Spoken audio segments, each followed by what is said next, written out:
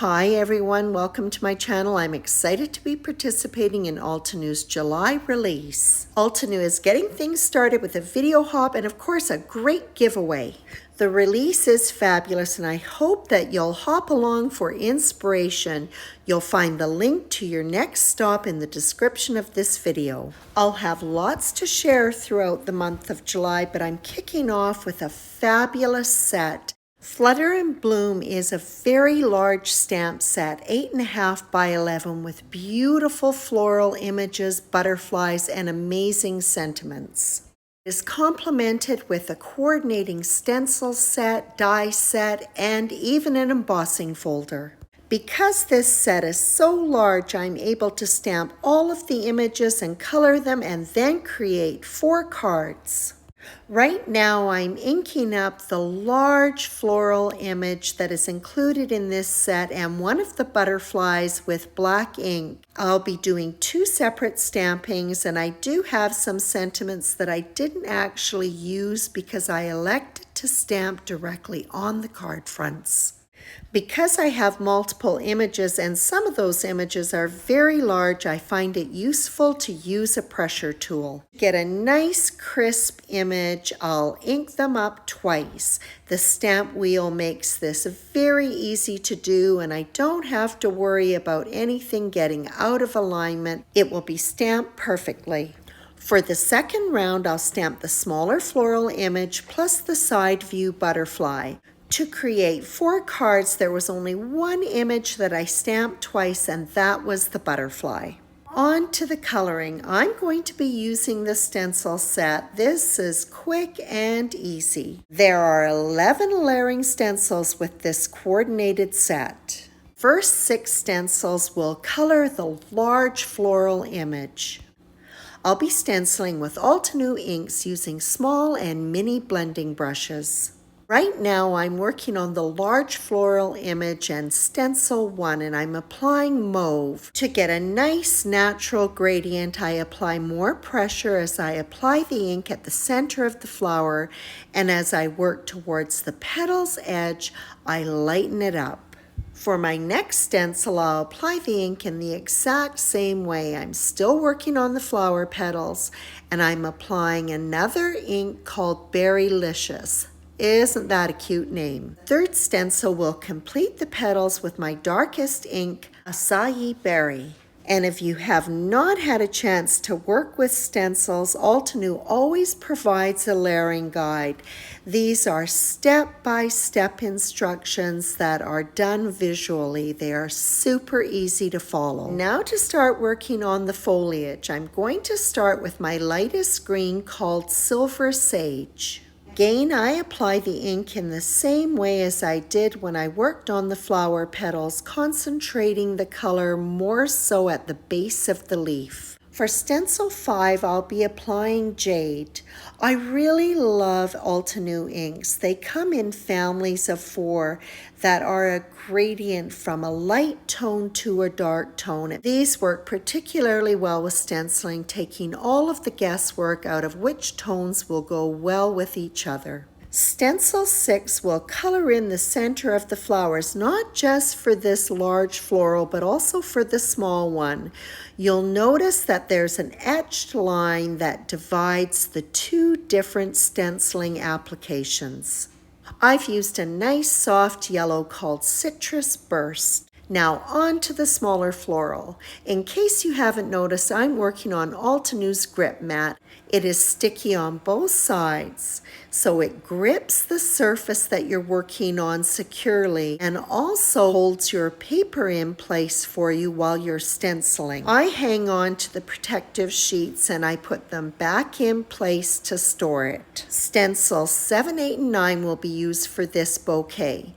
On stencil 7, there are 3 areas that are divided with etched lines to color in all of the flower petals. I've chosen some pretty blues, starting off with my lightest color, Dewdrops, and then moving on to Aqualicious, and then finishing up with my darkest tone, Galactic Stream. Generally, I'll work lightest to darkest when I'm stenciling. When working in one color family, I don't have to clean my brush between colors. Stencil 8 has two different stenciling applications. Again, they're divided with the etched line. For the first one, I'm applying a pretty soft green to the leaves called Firefly. And continuing with the same stencil, I'll just flip it around and get it lined up with the leaves that have not been colored. And this time I'll apply a darker green called Shadow Creek. Again, I apply more pressure at the base of each leaf and then lighten it as I go out to the tip. And although all of the leaves and petals of the flowers are done systematically the same way, there is still lots of variation, giving it a very natural look. Finish off the flower centers, I'll go back to stencil 6 that was used on the large bouquet. The stencil openings that are on the other side of the edge line from the ones that I used before will be lined up, and I'll apply Citrus Burst. The last two stencils in this set will color in the butterflies. Stencil 10 will be used for the side view butterfly. This stencil will have to be repositioned several times. Again, there are etched lines and everything is numbered, so it is very clear how to proceed step by step. I'm just showing the coloring of the side view butterfly, but the full view butterfly with stencil 11 is done exactly the same way.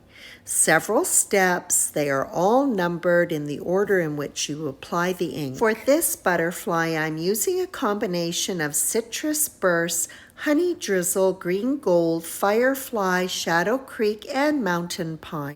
For the other side view butterfly, I did a combination of yellow and pink, and for the full butterfly, it's been done up in blues with a touch of green. If you are interested in the colors that I've used, they'll be listed on my blog at bonniecarolee.com. Before I decided on the designs of each of the 4 cards, I first did all of the die cutting so I could lay them out and get a sense of how I was going to work with them. So here we go. We'll start putting them together, and this is card 1. I definitely wanted to use the coordinated embossing folder. The large bouquet had already been die cut, but I trimmed it down so that it would match the design on the embossing folders. The floral image is easily lined up, and I used a little bit of post-it note tape to hold it in place. This folder will also emboss the side view butterfly, so I put that in place as well. Post-it note tape does a good job of holding the die cuts in position securely. And even with the added pressure of going through the die cutter, it is easily removed. And you can see how easily it is removed from the die cuts, leaving no residue whatsoever. And look at that embossing. Isn't that gorgeous? These cards will be completed with a number of products that are a part of the July release. For this card, I'm using a press plate called Basket Weave. I have a piece of cream color cardstock 4 1/4 by 5 1/2 inches, and I'm rolling up some tape on the back and lining it up on the platen. There are registration marks making it very clear where it is to be placed. The press plate is also lined up to the registration marks on the magnetic platform, and I'm applying a combination of citronella and paper bag ink. The yellow ink was applied first, and then I'm going back in with that brown tone and just applying it randomly here and there. So now it's run through the die cutter, and just look at this impression. The design is pressed into the paper, giving it lots of texture. It really looks awesome. And even though I used low tack tape, I still had to be really careful removing my panel, and it did tear a little bit of the paper off. The card is easily pulled together. I'll start off by adhering the floral bouquet, which has a right corner which fits neatly into the top left-hand side of the card front. For this card, with all of its texture, I've decided to use a die-cut sentiment from the Timeless Sentiments 2 die set. It has been cut from 2 shades of pink cardstock, and the lightest one has been offset over the darker one. The card front is adhered to an A2 size card base, and I'm going to pop up that butterfly by adhering it to a foam die cut. The sentiment die cut is adhered to the bottom right-hand corner of the card. And so this is maybe going a little bit overboard, but I did offset the dot over the eye as well by first adhering the dark pink die cut, then adhering the pink one on top. The foam-backed butterfly was adhered so that it would hover over the sentiment, and then those pretty little dot details were finished off with Nouveau Glitter Drops White Blizzard. For my second card, I'm going to be using another new product called Cascading Vine Stencil Set. This is gorgeous. Unfortunately, I lost this footage for this one, so I can't show you the stenciling. This is a 3-piece stencil set.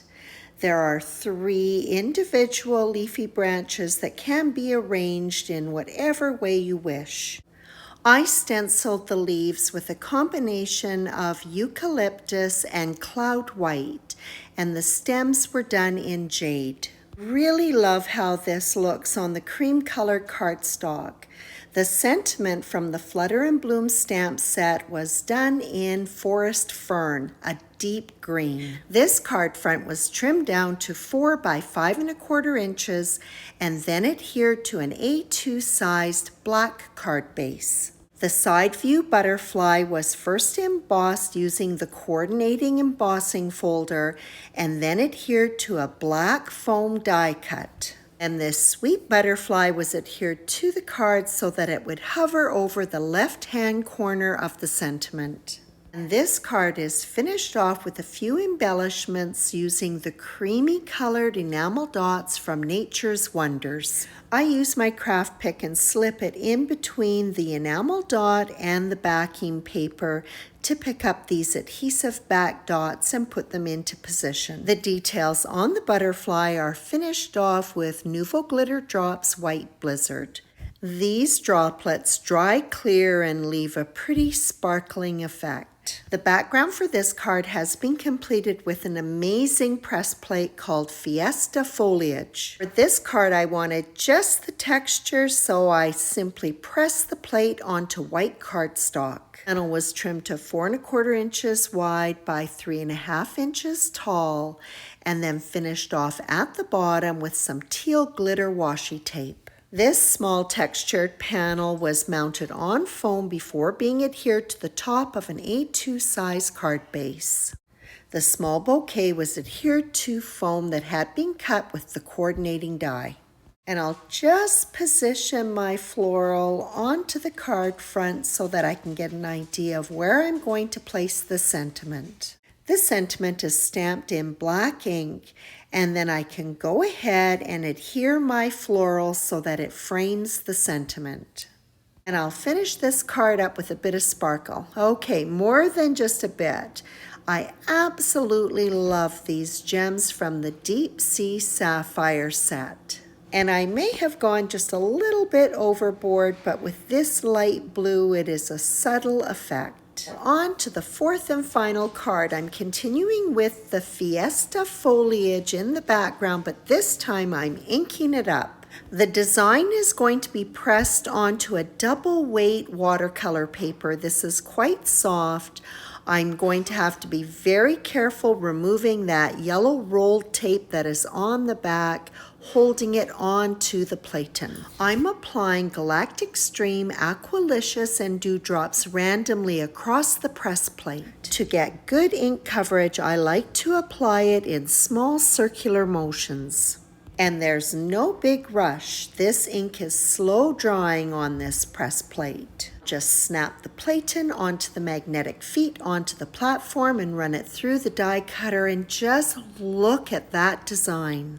The extra care to remove the tape from this soft watercolor paper is worth it. Just look at that texture. Same inks that were used on the background had been also used to color the butterfly, which is being mounted onto a foam die cut. I'm using another die cut sentiment from the Timeless Sentiments 2 die set. It has been cut from light blue cardstock and also sheet foam.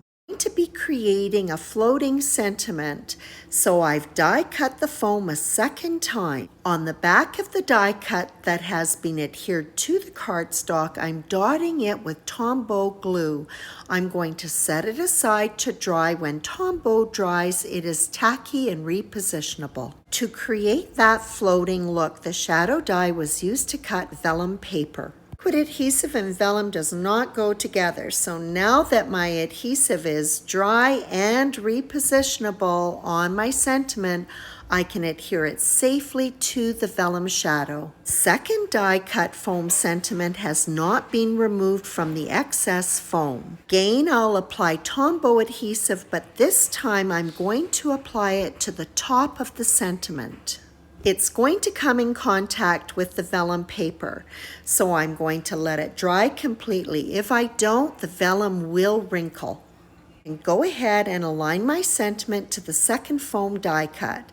This is easy because the foam die cut leaves an impression to line up those letters. And after the excess foam is removed, that vellum shadow die cut looks like it's floating. Such a pretty, light and airy look. The pressed panel is adhered to an A2 size card base. Because the sentiment is sitting on that second foam die cut, it can be adhered with just regular glue.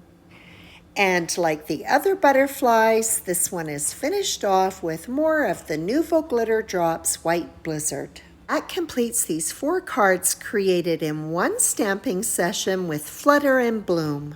July release is absolutely fabulous. Be sure to hop along for lots of inspiration and leave a comment. Today may be your lucky day. The link for your next stop is in the description of this video. Thank you so much for joining me. As always, I appreciate your visit.